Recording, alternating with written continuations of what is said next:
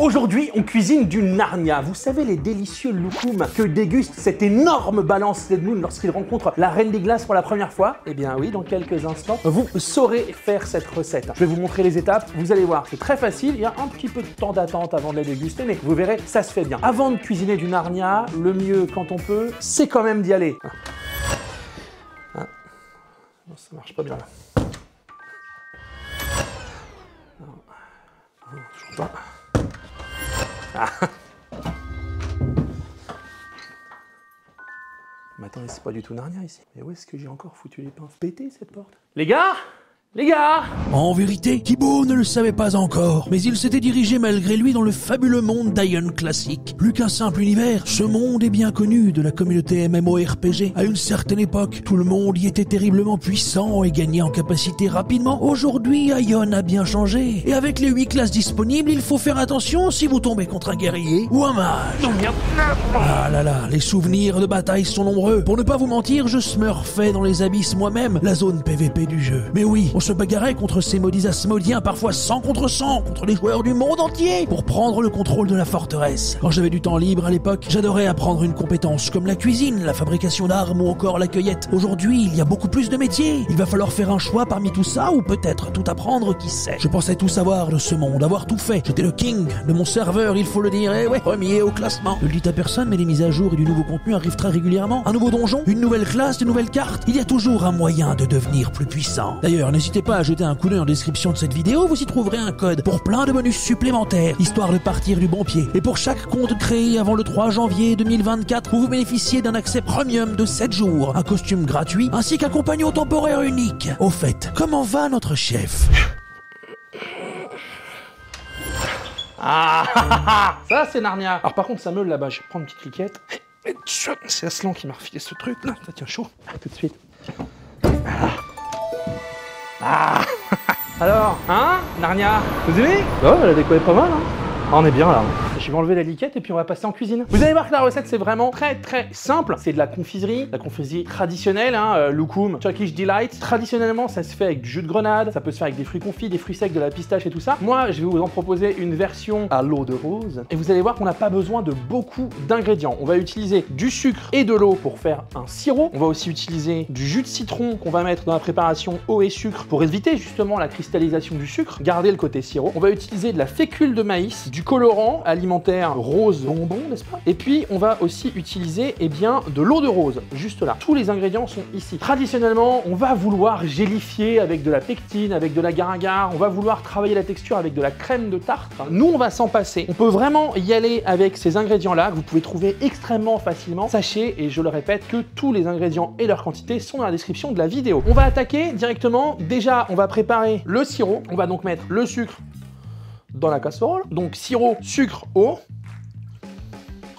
Voilà. Et on n'oublie pas, hyper important, une cuillère à soupe, voire 2 selon la quantité, de jus de citron. Ok. Ça va acidifier la préparation et ça va permettre de faire en sorte que le sirop ne durcisse pas, ne cristallise pas. Et on va ensuite porter à ébullition. Ce qu'on veut, c'est un gros bouillon. Donc on va gentiment mélanger. Hop. L'idée, si tu veux, c'est vraiment que le sucre se dissolve et qu'il monte à ébullition. On va viser quasiment 120 degrés. Vous pouvez travailler au thermomètre de cuisine. Cette recette-là, on peut la faire, si on veut l'optimiser, on peut toujours être précis, on peut la faire à l'œil, on peut la faire à vue. Tant qu'on a les bonnes quantités des deux mélanges et l'incorporation, comme on sait la faire, eh bien il n'y a pas de souci. Vous allez voir, on va attendre une belle ébullition, des grosses bulles pour l'évaporation. Là, on saura que le sirop est à la bonne température et en parallèle, on va incorporer notre préparation dès que ça va être asséché. Mais vous allez voir, ça se fait tout seul. Là, on va utiliser super simplement notre fécule de maïs. Bien entendu, étant donné que je suis moi, j'en fous partout, bien sûr.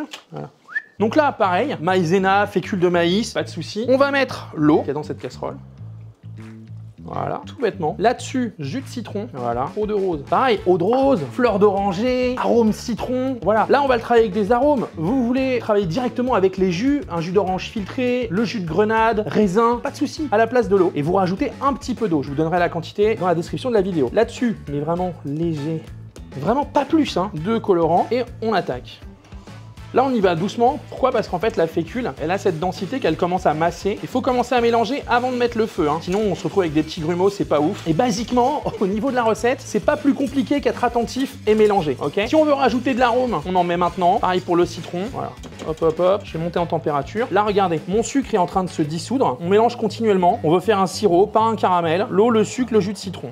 Voilà. Et là, on joue avec la température. Ce qu'on veut, en fait, avec cette recette-là, c'est faire s'évaporer l'eau et ensuite réincorporer du sirop. Là, le sucre est parfaitement dissous et vous pouvez voir que ça commence à réagir. C'est pas hyper palpitant, mais c'est la clé de la réussite de cette recette. Évitez que ça masse. Je vais monter la température. Je suis impatient. Et là, vous voyez, on commence à voir apparaître des petites perturbations dans le mélange. Ça veut dire que la fécule est en train de réagir. Là, pareil, on est en train de monter la température. On va le pousser bien pendant 5 minutes presque. Et là, voilà, regardez. Hop, ça commence à s'épaissir. Ouais, je peux faire les mains synchro, ouais, pas de problème. Mais en vrai, autant là, ça réagit tout seul, autant ici, il faut que je mette un peu de force pour aller décrocher la masse. Vous voyez, qui est en train de se former. Et ça commence à prendre bien. Et vous voyez, on commence à avoir en fait un appareil qui est solide. Et c'est à ce moment-là qu'on va le travailler. Et ce qu'on veut, c'est vraiment la lisser. On veut éviter en fait les grumeaux. Quand elle vous paraît assez lisse et bien fade comme ça, on la remet sur le feu. Dis donc, à feu doux dans un premier temps, et on veut qu'elle cloque. Là, on est pas mal, hein. On est sur la grosse ébullition, il a un peu réduit, et on va pouvoir incorporer les deux, petit à petit. Et j'y vais vraiment doucement, ne vous brûlez pas avec du sucre à 120 degrés. C'est pas fun. Voilà, donc j'y vais doucement,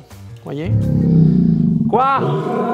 Mais c'est la sorcière des glaces qui fait ses loupings d'habitude, hein. Je trouve que tu vas un petit peu vite sur la confiserie, là. Ouais, genre, monsieur, je suis le roi de Narnia, nanani, nanana. Et là, je réincorpore. Vous voyez, au fur et à mesure qu'on va le cuire, la consistance de la préparation va changer, en fait. Ça sent quand même hyper bon.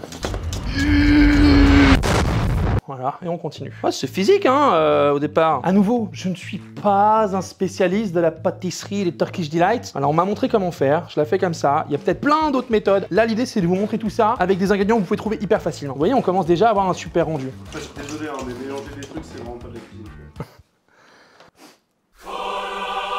Foutrais, moi.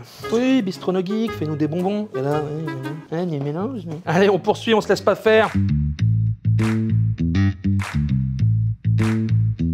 Là, on a exactement ce qu'on veut. Et du coup, maintenant qu'on a atteint ce rendu-là, on va monter en température et on va continuer à cuire cette préparation jusqu'à ce que ça cloque. Et quand ça va cloquer abondamment, ce sera prêt.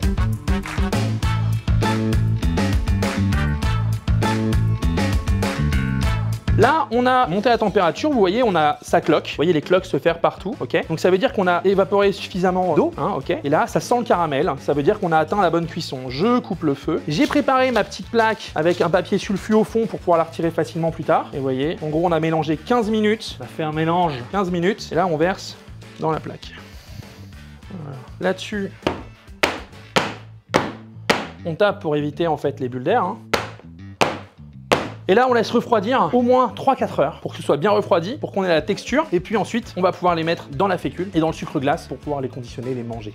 Voilà, allez, à tout de suite. En prévision de la recette, j'ai préparé déjà une préparation hier qui est prête à être démoulée. Et pour ça, il va falloir qu'on fasse un mélange de sucre glace et de fécule de maïs. Ça, c'est ce qui va nous permettre, en fait, on va le tamiser, on va le mélanger ensemble. Et la fécule étant quand même très fine, il n'y a pas de souci. C'est ce qui va nous permettre, en fait, de manipuler la préparation. Et le sucre glace, juste lui qui va avoir besoin d'être tamisé, je pense. Ok, voilà. Une cuillère et je mélange. Donc on reprend notre préparation. Je veux dire, j'en fais pas tous les matins. On va saupoudrer. Vraiment, c'est marrant, hein, ça fait la plaque comme ça. Je vais m'en mettre un peu sur les mains. On va saupoudrer genre gentiment. Chut, chut, chut.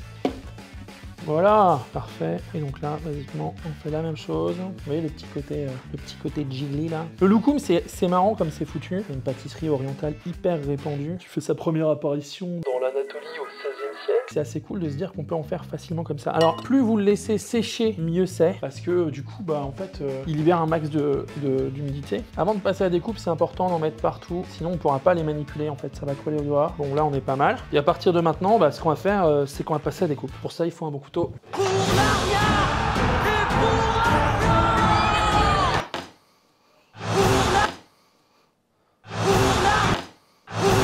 on peut prendre un couteau aussi. Voilà. Hop. Du coup, on saupoudre gentiment sur la lame le mélange. Nickel. Puis à l'attaque.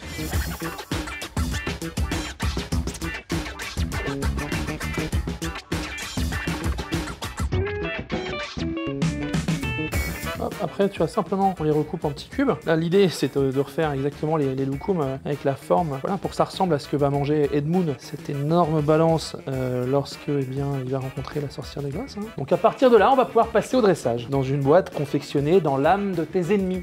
Voilà.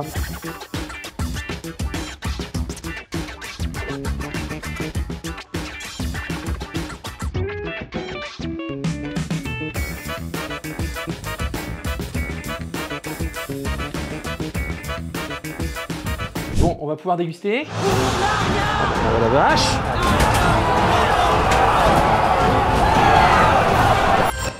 Et ben voilà, la déguste. Important. Tiens, regarde. Là, il pourrait encore en fait se déshydrater quelques heures. Reste que... On a une super... comme une pâte de fruits en fait. C'est hyper agréable à manger. Ah. C'est hyper bon. On a vraiment le parfum de l'eau de rose. Si vous mettez du jus d'orange, si vous mettez du jus de grenade et tout ça, vous aurez vraiment cette sensation de bonbon en fait. Hein. C'est vraiment un bonheur. Vraiment top. Ah, je comprends pourquoi les mecs se tapaient dessus pour en manger. Voilà, donc une recette super facile à faire à la maison qui va vous demander un tout petit peu d'huile de coude, un tout petit peu de patience, et ça en vaut vraiment le coup.